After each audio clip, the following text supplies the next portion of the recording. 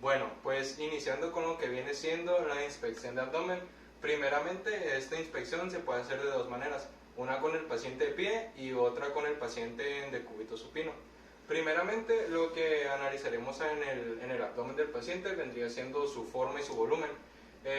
Yo aquí puedo ver lo que viene siendo un abdomen o sea, lo considero plano, pero existen otros tipos de abdómenes, como viene siendo el semigloboso, el globoso o el abdomen de mandil.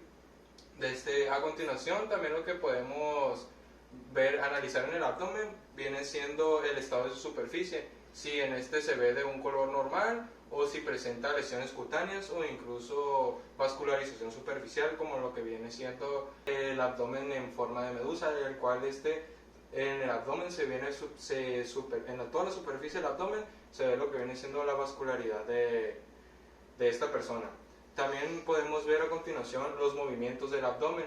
En este caso podemos ver cómo el abdomen se mueve levemente debido a las respiraciones, puesto que es un varón y presenta una respiración toracoabdominal. Es completamente normal.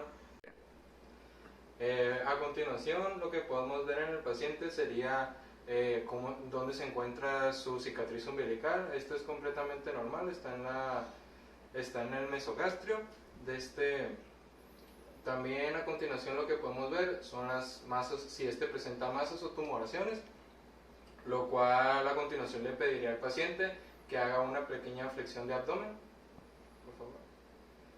Y como podemos ver, pues no se le alcanza a sobresalir ninguna hernia, pero si contara con una, pues esta llegará a verse más claramente. A continuación pasaríamos con lo que viene siendo la auscultación del abdomen, lo cual vendríamos checando principalmente dos cosas. Primeramente, verificaríamos lo que vienen siendo los ruidos peristálticos, los cuales estos se ven y se escuchan en lo que viene siendo la fosa ilíaca derecha. Estos varían de 5 a 35 ruidos peristálticos por minuto y pues pasaría a checarlos primeramente.